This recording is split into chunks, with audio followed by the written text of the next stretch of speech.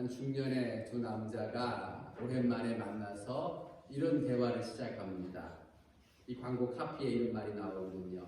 요즘 어떻게 지내?라는 그런 문구였습니다. 그런데 음악이 흘러나오고 자막도 나오면서 그 남자가 그 말을 듣고 친구가 오랜만에 만나서 대답을 해야 하는데 갑자기 리모컨으로 뿅뿅 하면서 문을 잠그면서 내 차가 그랜저야 라는 것을 알려주면서 이런 문구가 나옵니다. 요즘 어떻게 지내냐는 친구의 말에 나는 그랜저로 답했습니다. 웃을 일은 아닙니다. 이게 뭔 말도 안 되는 광고입니까? 정말 그 친구가 묻고 싶었던 게 너 요새 얼마 버니? 무슨 차 타고 다니니를 묻고 싶어서 그렇게 물었겠습니까? 이 시대가 정말 뭘 추구하며 살고 있는지, 얼마나 잘못된 방향으로 나가고 있는지, 그 삶의 목표와 가치관이 얼마나 삐뚤어져 있는지를 여지없이 보여주는 광고였습니다. 그랜저를 타지 못하면 요즘 잘 지내지 못하는 건가요? 정말로 사람들의 그 살아가는 가치를 그 차 한 대로 표현해야만 하고 그렇게 표현할 수 있다고 생각하는 것일까요?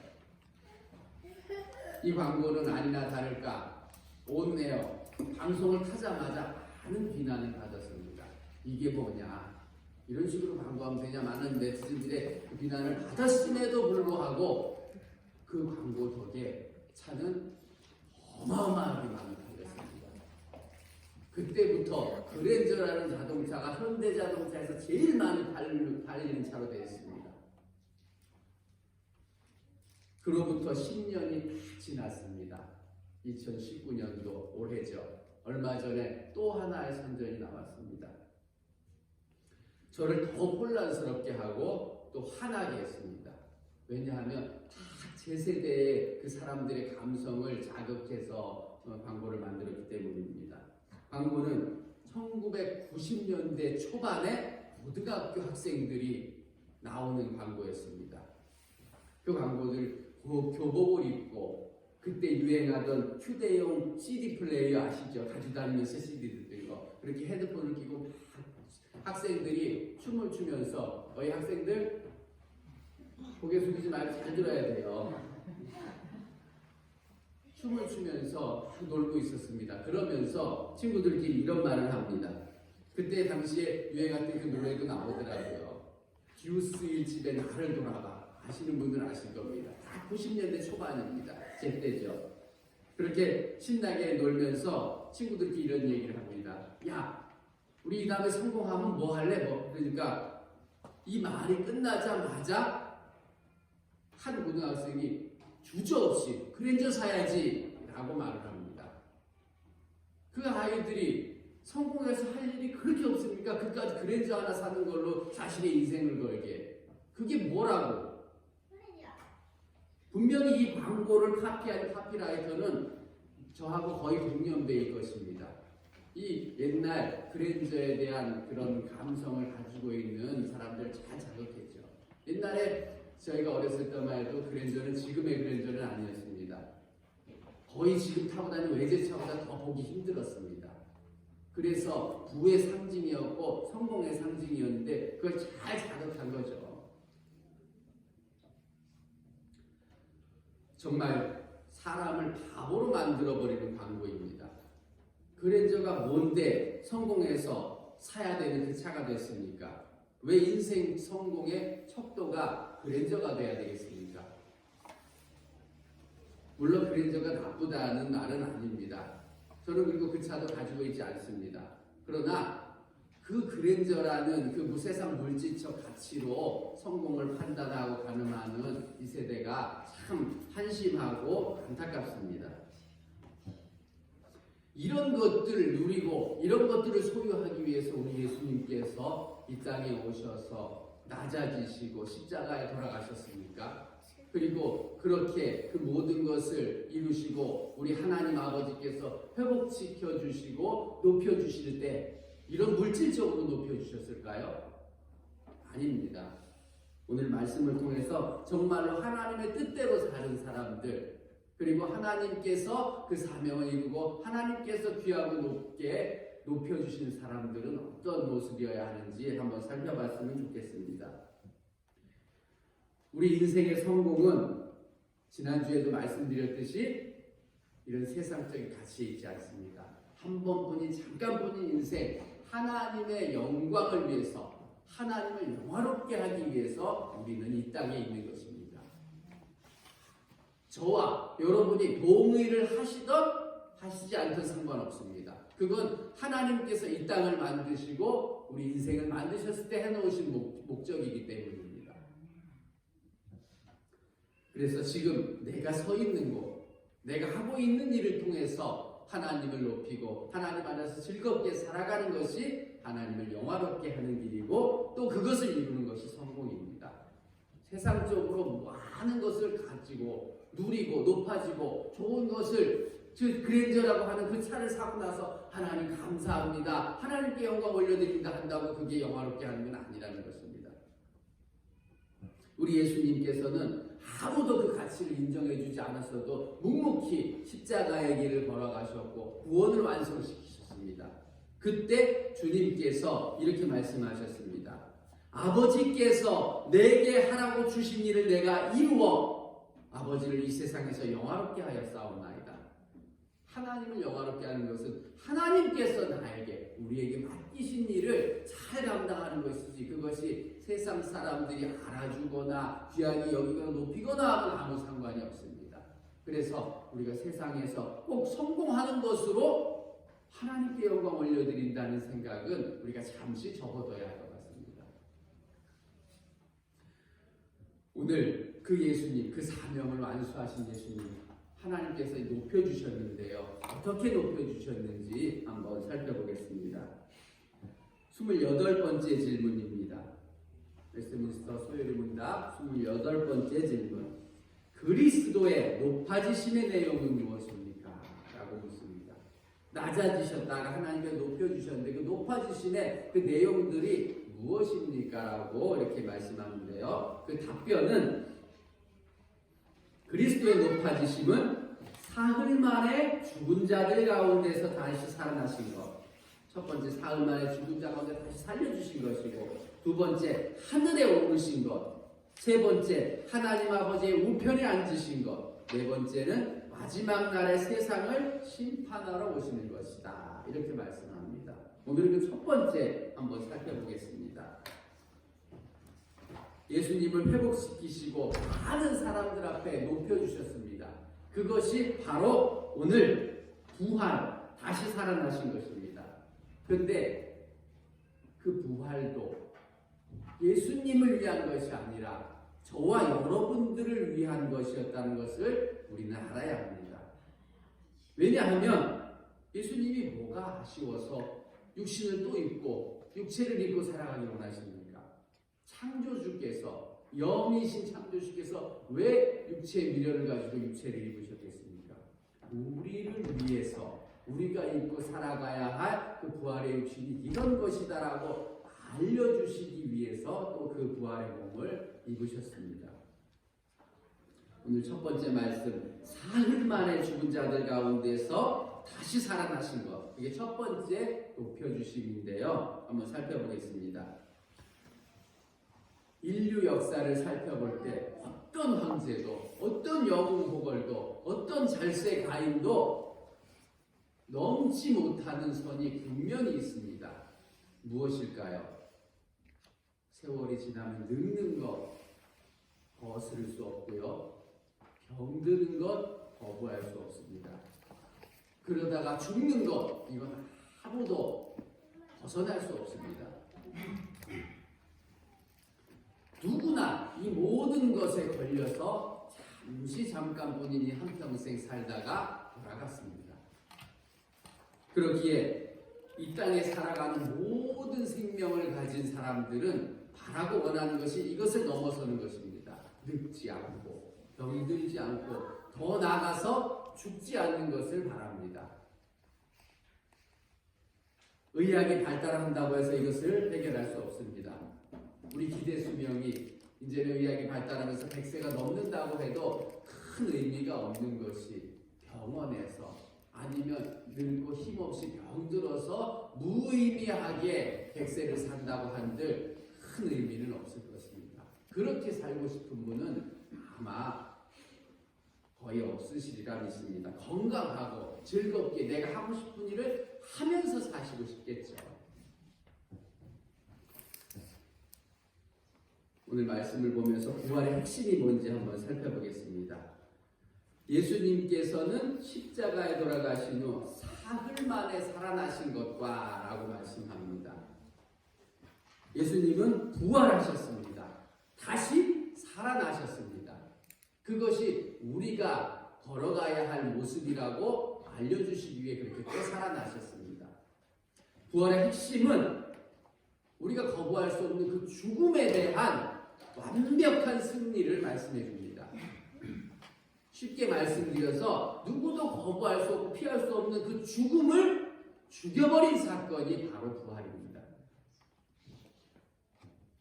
그러나 이 부활 왜 사흘 만에 또 살아나셨는지 한번 또 살펴보겠습니다. 우리가 계속해서 수도신경으로 고백할 때도 사흘 만에 죽은 자 가운데서 다시 살아나셨으며 라고 고백합니다. 왜 사흘일까요? 다음날 살아나도 되고 하나님 창조하신 기간이 6일 동안 있으니까 한 마지막 날 인간을 창조하신 날처럼 한 6일째 돼서 살아나셔도 되는데 왜 사흘일까요? 궁금해하시지 않으셨습니까? 다 이유가 있겠죠. 왜냐하면 완전하게 죽었다는 것을 나타내기 위해서 사흘입니다. 유대인들의 전통에는 그들도 미신 같은 게 있을 거 아니에요. 우리도 있는 것처럼 유대인들 전통에는 사람이 죽으면 한 이틀째까지, 이튿날까지는 영혼들이 그 주변을 맴돌고 있다고 생각했습니다. 그래서 간혹 다시금 소생하는 사람들이 그 주변을 맴돌고 있다가 다시 그 시체에 들어가서 다시 살아날 수도 있다라고 생각했기 때문에 이틀 동안은 영혼이 주변에 있다고 생각했습니다. 근데 날씨가 이스라엘 지역은 뜨겁잖아요. 중동 지방이니까. 그래서 사흘째 되면 이미 내장부터 썩기 시작해서 소용이 없다. 완전히 떠날 수밖에 없다라고 생각해서 예수님께서는 그 사흘 만에 다시 살아나신 것입니다. 완전히 죽은 죽음에서, 완벽한 죽음에서 다시 살아나셨다. 가짜로 죽은 것, 죽은 척한 게 아니다라는 것을 알려주시기 위해서 사흘 만에 살아나신 것입니다. 그렇다면 정말로 정말 죽었다가 정말 다시 살아나신 부활일까요? 여러분 믿으십니까? 아멘. 우리는 성령께서 알려주셔서 우리가 직접 보지는 못했지만 믿고 있습니다. 제자들은 보고 믿었습니다. 그 당시에. 이것을 믿지 못한다는 게 크게 잘못된 것도 아니에요. 죽은 사람이 다시 살아난다는 게 어찌 그렇게 쉽게 믿어집니까? 그러나 우리 성령께서 알려주셨고 또 그 일이 진짜로 사실이었다는 것을 우리가 성경을 통해서도 그냥 믿는 게 아니라 논리적으로 생각하면서 한번 믿어봐야 할 것입니다. 그 이야기가 나오는데요. 여러분 예수님의 제자들 그렇게 예수님을 따르고 그 중에서도 베드로는 다 모든 사람이 다 주를 떠나도 자신만은 절대로 주님을 안 떠나기로 그렇게 맹세했습니다. 근데 어떻게 됐습니까? 예수님이 잡혀가시던 날 밤 정말 제자들은 혼비백산에서 그 자리를 도망갔습니다. 왜? 같이 있다가는 잡혀 죽을 게 뻔하기 때문이죠. 예수님 잡혀가시면 매만따라 돌아가실 거 뻔히 아는데 그 자리에 같이 있다 죽고 싶은 사람이 어디 있습니까? 죽음이 무서우니까 다 도망갔습니다. 주님을 위해서 뭘 하겠다 맹세하는 거 가운데간데 없이 내 목숨 하나 살리고자 다 도망갔습니다. 그나마 끝까지 주님을 떠나지 않겠다는 베드로는 원래 숨어서 쫓아갑니다.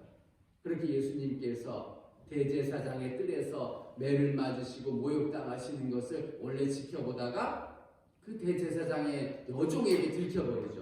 야, 너 예수라는 사람하고 같이 있었던 거 내가 봤는데? 라고 말하니까 그럴 리 없다 무슨 소리냐 이렇게 부인하기 시작하죠. 3번 부인했다고 나오는데 저주했다는 단어입니다. 예수님 앞에서 욕하고 저주하면서 그 자리를 떠날 수밖에 없었습니다.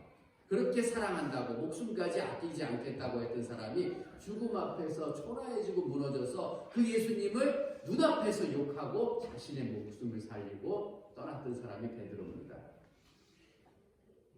저나 여러분이 그 자리에 있었다고 해도 크게 다르지 않을 거라고 생각합니다. 그런데 이렇게 죽음이라는 것은 모든 맹세도 헛된 것으로 만들고 모든 것이 끝나는 것처럼 여길 정도로 이렇게 무서운 것입니다. 그들은 그렇게 예수님께서 잡히시고 십자가에 돌아가시고 난 다음에 무엇을 했습니까? 야, 우리가 그래도 스승의 뜻을 받들어서 주님의 나라를 이루자? 아닙니다. 다 끝났다.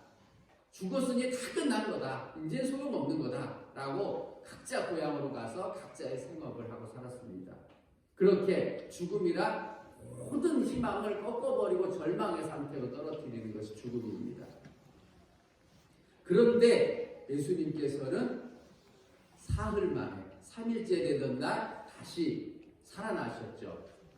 그리고 제자들에게도 일일이 찾아와서 만나주시고 성경의 기록대로라면 40일 동안 함께 먹고 주무시고 잡수시고 그렇게 또 지내시다가 하늘로 승천하셨습니다. 왜 40일 동안 계셨을까요? 인간의 땅에 미련이 남아서 아닐 겁니다. 지긋지긋하고 또 안 좋은 추억들만 있는 땅에 미련이 남아서가 아니라 그 제자들에게 나 진짜 살았다.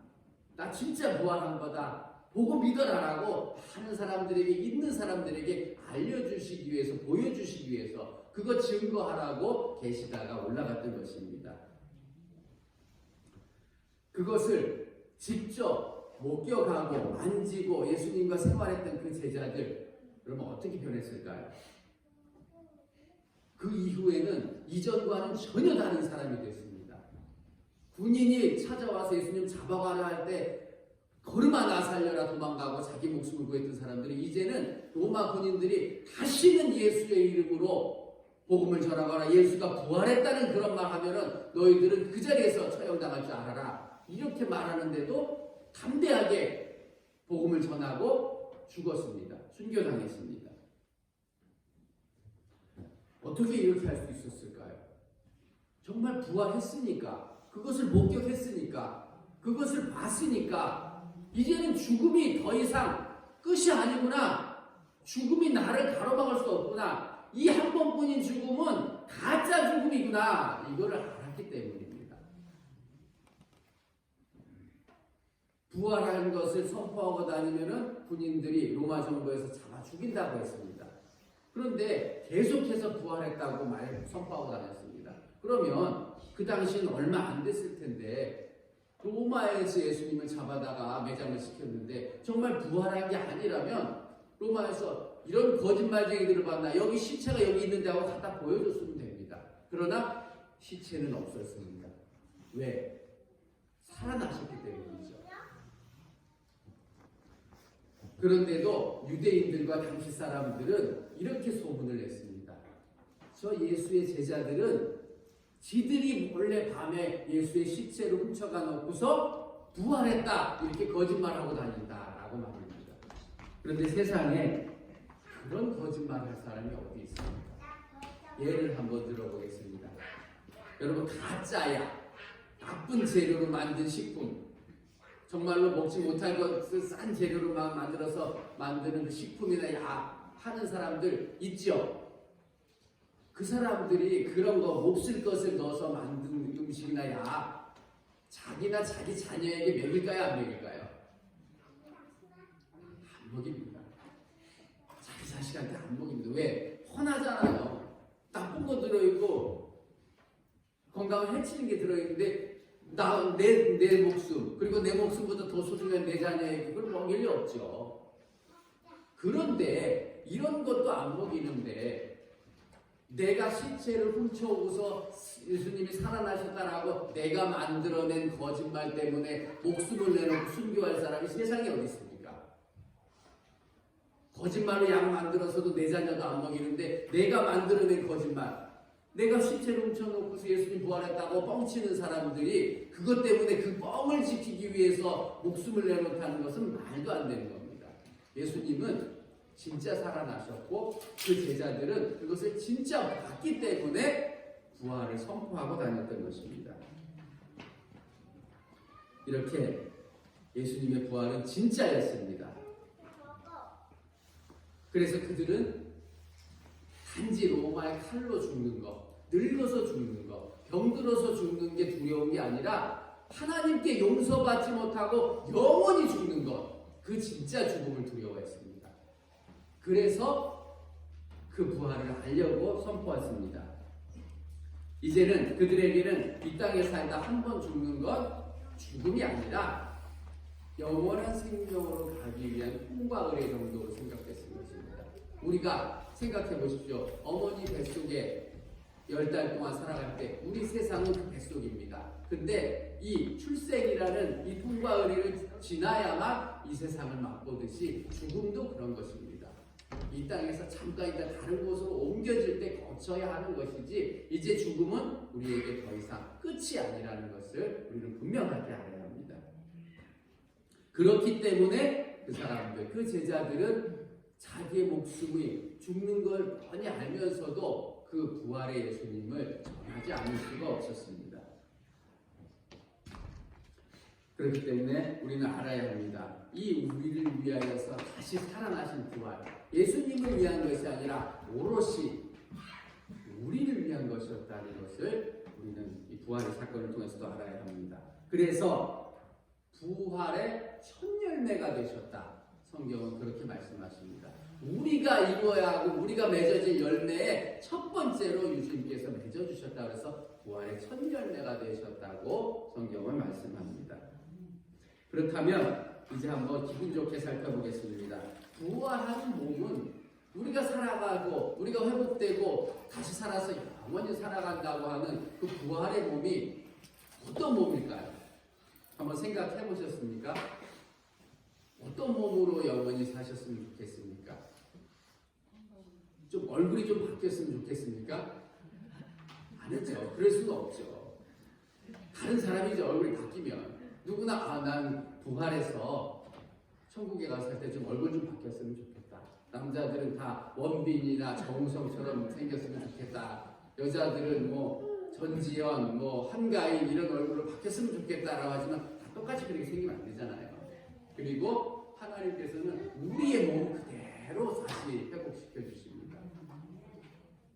예수님께서도 부활하시고 난 다음에 믿지 못하는 그 제자들에게 내 손을 만져봐라, 내 발을 만져봐라, 못자국이 있지 않느냐, 내 옆구리를 만져봐라, 창자국이 아직 그대로 있지 않느냐라고 말씀하시면서 그 몸, 예수님이 본래 가지고 있던 그 유전적인 그 특질 그대로 부활하셨음을 증명해 주셨습니다. 그러니까 우리가 죽어서 잠시 있다가 우리 몸으로 다시 살아나는 겁니다. 다른 누구의 몸으로 살아나지 않습니다. 그런데 여러분 어떤 모습으로 영원히 살고 싶으십니까? 안타깝게도 어린아이의 때에 이 세상을 끝내는 아이들도 대학병원 가면 있습니다. 우리가 주변에서 보지 않으려서 그렇지 어린아이, 초등학교 때도 그 목숨을 다하는 아이들 있습니다. 제 나이 때도 죽는 사람 봤고요. 또 노인 되어서 돌아가시는 분들도 있지만 그 돌아가시는 그 모습대로 살고 싶으십니까? 어떤 모습으로 부활하시고 싶으십니까? 네? 이 모습이요? 그런데 조금 억울하시잖아요. 우리 모두 다 리즈 시절 있죠?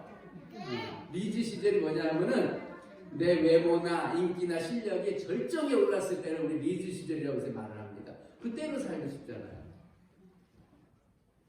우리가 신학적으로 얘기할 때 우리가 부활한 몸은 가장 건강할 때, 가장 아름다울 때 그 모습으로 부활해서 살아간다 말합니다. 늙지도 않고 이제는 병들지도 않는 몸으로 쉽게 말해서 리즈 시절로 살아가는 겁니다.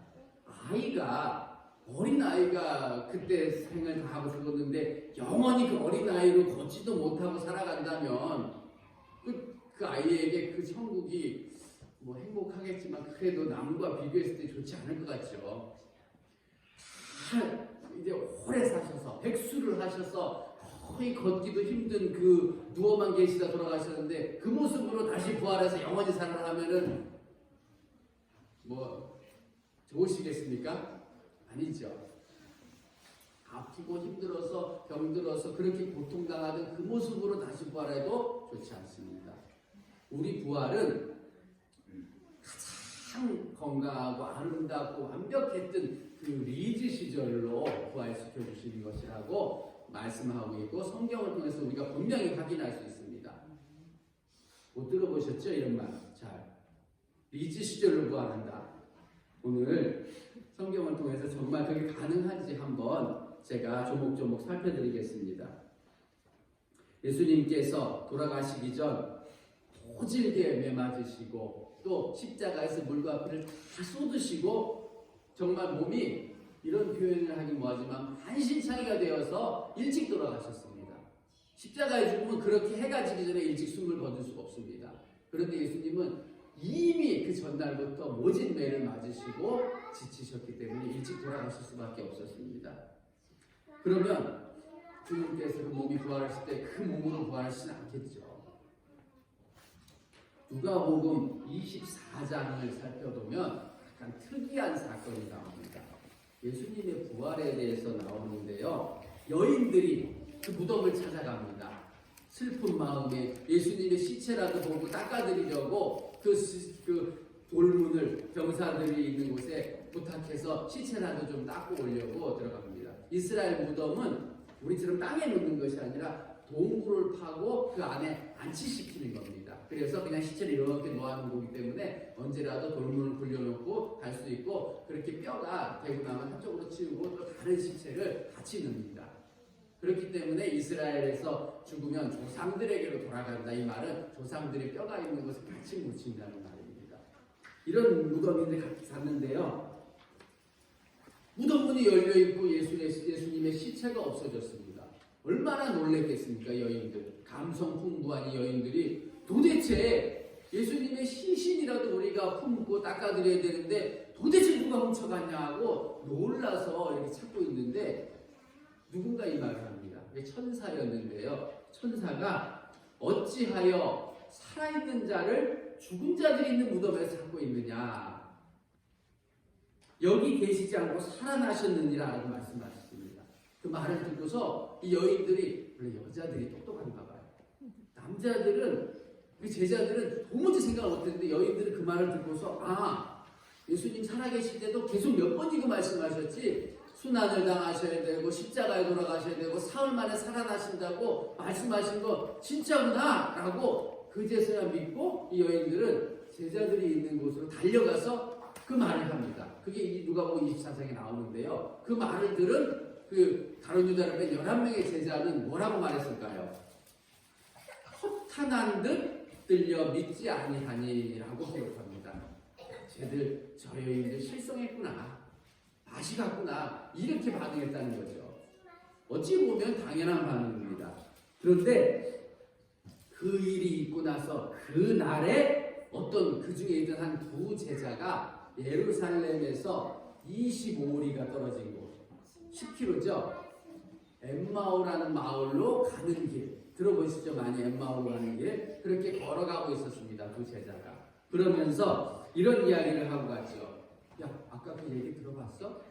그 여인들이 그러는데 돌문이 열리고 시체가 없어졌다는데 그 여인들은 예수님 하시던 말씀대로 부활하셨다고 그러고 사람들 훔쳐갔다고 그러고 야 정말 이게 있을 수 있을까? 누가 그런 걸까? 막 서로 이야기하면서 이렇게 엠마오로 걸어가고 있었습니다. 근데 성경이 분명히 말씀하시기를 예수님께서 부활하신 예수님께서 그들과 동행하시나 그들이 예수님을 알아보지 못하거늘 이렇게 말씀합니다.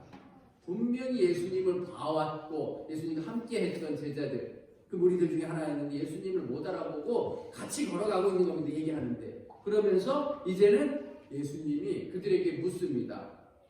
당신들 지금 하는 이야기가 무슨 이야기입니까? 어디서 나온 어떤 이야기입니까? 라고 했더니 이 두 제자들이 아니 당신도 지금 우리와 같이 예루살렘에서 이쪽으로 가고 있는데 지금 예루살렘에 소문이 자자하게 퍼져 있는 그 일도 모르십니까? 그 나사렛 예수 며칠 전에 십자가에 못 박혀서 죽은 예수가 그 시체가 없어지고 부활했다는 소문이 나서 지금 온 장안이 떠들썩한데 좀 어디에 있다가 오는 사람인데 이것도 모릅니까? 라고 이런 얘기를 하고 지나가서 걸어갑니다. 그랬더니 그 얘기를 들으신 그 예수님께서 이런 말씀을 하십니다. 하도 답답한 마음에 미련하고 선지자들이 말한 것을 마음에 더디 믿는 자들아 라고 말하면서 하나하나 성경을 이야기해 주면서 또 걸어갑니다. 그렇게 25리 한 10km죠. 걸어가서 엠마오에 다다랐을 때 이제 그들은 도착하고 예수님이 그 자리에서 떠나려 하시자 붙들고 우리와 함께 여기서 묵으시죠.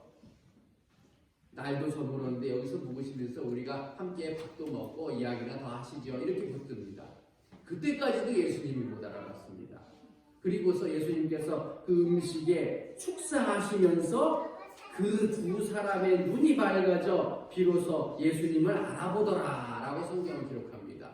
몇 시간이 흘렀고 이야기를 하고 같이 밥을 먹는데 예수님께서 축사하시고 난 후에 뭘 봤는지 예수님이구나 라고 알아봤습니다. 그런데 이상한 일이 또 벌어집니다. 그 예수님이 호련히 사라지십니다. 성경에 나온 이야기죠. 그런데 그렇게 호련히 사라지시고 나니까 이 두 명의 제자들이 놀라서 야 이거 진짜다. 예수님 살아나셨다라고 이렇게 생각하고 제자들이 있는 예루살렘으로 다시 뛰어갑니다. 그래서 그 11 제자에게 야 예수님 진짜 살아나셨다. 그리고 우리가 지금 만났다. 그랬는데 이상하게 우리가 알아보는 순간 어디로 사라지셨다. 도대체 알 수가 없다라고 이 말을 하자마자 예수님이 그 제자들인데 떡하니 나타나셨습니다. 그리고서 뭐라고 말씀하시냐면 너희에게 평강이 있을지어다 라고 말씀하십니다. 문도 잠가놓고 군인들이 자기 잡으러 왔다고 올까봐 시체도 훔쳐간 범인이라고 할까봐 문도 잠그고 숨어 살았는데 그곳에 예수님께서 호련히 나타나신 것입니다. 이런 공간의 제약을 받지 않고 갑자기 나타나신 것이죠. 그러니까 야 이거는 예수님이 살아나신 것 같은데 영혼이다. 이건 영이다. 육체는 아니다. 라고 생각하고서 이렇게 말하고 있는데 예수님께서 먼저 말씀하십니다. 성경에 다 나와 있는 거예요. 제가 이야기하는 게 아니라. 나를 만져보라. 영은 살과 뼈가 없으되 너희 보는 바와 같이 나는 있느니라 하고 만져보라고 말씀하십니다. 이게 예수님께서 부활하신 몸이었습니다. 공간의 제약도 받지 않으시는 몸. 그런데 왜 못 알아봤을까요? 분명히 예수님이 살아나셨고 내 손과 발을 만져보고 도마에게는 창자국과 옆구리를 만져봐라고 그 예수님의 모습으로 부활하셨는데 왜 몰라봤을까요? 그 답이 바로 리즈 시절로 부활했기 때문입니다. 여기서부터 제 해석입니다. 성경에 나온 건 아니고 여기서부터 제 해석인데요. 그럴 수밖에 없는 게 가장 젊고 건강할 때로 부활한다고 말씀하시기에 예수님의 이 리즈 시절로 부활하셨기 때문에 못 알아본 겁니다. 여러분 예수님 돌아가실 때 몇 살이셨습니까? 33이죠. 33이면 우리가 알고 있는 예수님 초상화에 머리 곱슬곱슬 길고 파란 눈에 그런 예수님 아닙니다. 그거는 유럽 사람들이 만들어 놓은 자기들의 이상이고 예수님은 이스라엘 백성이니까 누구 닮아야 돼요? 중동 사람이어야 돼요. 그렇죠? 사우디아라비아, 이라크, 이스라엘 이쪽 사람입니다. 그러면 그렇게 생겨야 되는데 제가 쉽게 설명해 드리겠습니다. U23 23살 이하 국가대표 월드컵 보신 적 있습니까? 거기 보면은 거기 뛰는 선수들 20살 나이가 나오는 21살 심지어 막 그런 사람들이 있습니다. 어떻게 보이십니까? 저는 깜짝 놀랐습니다.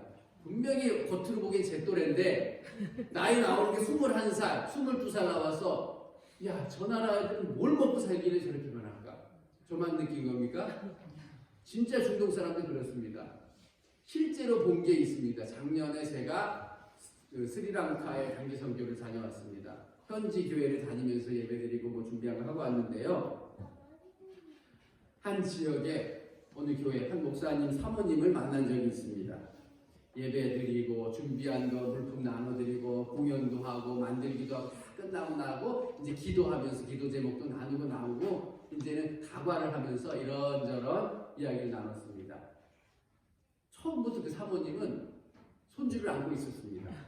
그래서 저는 정말 의심하지 않고 우리 나이로 적어도 예수님 되셨을 거다. 그렇게도 흰머리도 보이고 겉모습도 보이고 손주도 안고 있었기 때문에 분명히 그럴 거다라고 생각했죠. 그런데 저한테 먼저 물어보시더라고요. 목사님 나이가 어떻게 돼요? 1976. 1976년생이다 그랬더니 좋아하면서 왜 좋아했을까요? 동갑이 되는 거예요. 정말로 깜짝 놀랐습니다. 같이 갔던 분들에서 여쭤보면 압니다. 그분이 저하고 동갑일 거라고 저는 생각을 못했습니다. 최소한 한 15살 이상은 더 들어 보입니다. 그러면 예수님도 고생 많이 하셨습니다. 목수의 아들로서 생계도 유지하고 그 땅에서 더 건강식품도 없이 살아갈 때인데 33살에 돌아가셨으면 그때 나이 몇 살을 보였겠습니까? 한 40대 후반은 좋게 보였을 것입니다. 너무 예수님을 디스하는 것 같아가지고 죄송한데 정말로 그 당시 33살에 돌아가셨으면 40대 후반 저보다 더 들어 보이셨을 겁니다. 그런데 가장 완벽하고 가장 아름다웠던 리즈 시절 10대 후반 가장 건강하고 아름다운 그 시절의 모습으로 돌아오니 예수님 같기는 하고 목소리도 비슷하지만 예수님이라고는 생각할 수가 없었죠. 옆구리에 참자국이 있고 손에 못자국이 있어도 그 모습으로 돌아가니 어떻게 예수님이라고 생각할 수 있겠습니까? 제가 만약에 부활을 해서 다음 주에 제 리즈 시절은 고3 때입니다.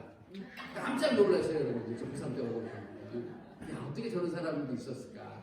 그 모습을 여기 오면은 정말로 여러분들 전지 모를 거예요. 그 인간이 많다 이렇게 생각되지 정말로 모르실 겁니다. 이렇게 우리의 부활은 가장 아름답고 건강하고 완벽했던 그때로 돌아가는 부활입니다. 이렇게 허락하시고 우리를 존귀하게 높여주시기를 하나님께서 원하십니다. 그것을 위해서 부활의 첫 열매가 되셨다. 이렇게 오늘 말씀하십니다. 말씀을 맺겠습니다. 이 땅에 우리가 잠시 살아가는 동안 하나님께 영광을 돌리는 길은 이 땅에 있는 나에게 맡겨주신 일, 이 사명을 감당하는 일입니다. 그리고 그것을 감당하고 나면은 우리를 예수님과 같은 모습으로 불러주시고 높여주실 것입니다. 이게 영광스러운 부활의 모습입니다. 이 땅 살아가면서 조금 불편해도 아까 말씀드린 것처럼 성공이 그랜저에 있고 뭐하고 지내냐 하는 물음에 그랜저로 대답하는 어리석은 인생을 쫓아가면 안 될 것입니다. 우리 10대 청소년들 이 다음에 성공하면 뭐할까? 그랜저 따위 사지 마시고 정말 가치 있는 일에 돈 활용하면서 그 달란트를 쓰면서 사용하시기 바랍니다. 금방 지나갑니다. 인생. 성경에서 우리의 연수가 70이요 강건하면 80이라도 그 연수의 자랑은 수고와 슬픔뿐이요 신속기간이 날아가니이다 라고 말씀합니다. 저도 언제 이 나이가 먹었는지 모릅니다. 저 나이 때 시절 아직도 기억 속에 있습니다. 뭐 했는지 저 기억 잘하잖아요. 짜장면 얼마 했는지. 그런데 이 나이가 됐습니다. 앞으로는 더 금방 갈 것입니다. 노인 자살률 대한민국이 왜 1위인지 아십니까? 심리학자들이 분석해 놓은 게 사람들은 노인들이 더 이상 희망이 없고 절망에서다라고 하지만 심리학자들은 절망이 아니라 무망하기 때문에 노인들이 자살한다 이렇게 말합니다. 뭐가 다르겠습니까? 절망은 내가 뭔가를 자꾸 만들어낼 수 있고 희망하고 계획하는데 그것이 무너진 게 절망입니다. 근데 무망은 아무것도 이제는 더 이상 소망하고 바랄 수 없는 상태가 된 게 무망입니다. 그래서 자살한다라고 말합니다. 왜 그럴까요? 헛된 것들 쫓아가고 이 세상에서 내가 무언가를 이루고 세상 가치관에 따라 살다 보면 나이가 들고 연세가 들면 이제는 내가 무언가를 생산할 수 없으니까 아무것도 바랄 수 없습니다. 그러니까 무망하게 되고 가진 것마저 놓쳐버리면 이제는 더 이상 살아서 뭐하나 하고 그 생각 끊는 겁니다. 그러나 하늘 소망을 가지고 이 영원한 생명의 소망을 끈이 분명히 그 속에 있는 사람은 그렇지 않습니다. 진짜 붙들고 살아가시기 바랍니다. 헛된 것, 사라지고 나면 안개와 같이 사라지는 아무것도 건지지 못하는 것 붙들고 사는 게 아니라 정말로 하나님 원하는 것을 붙들고 그것을 소망하며 사시기 바랍니다. 이렇게 하나님께서 우리를 위하여서 허락하시는 그 영원한 생명, 그 소망을 잘 품고 그것을 위해 끝까지 잘 달려나가시고 하나님의 도우심으로 안주하시고 그렇게 하나님께 영광 올려드리는 제가 되고 우리 성도님들 다 되시기를 주님의 이름으로 축복합니다. 기도하겠습니다. 하나님 감사합니다. 한 번뿐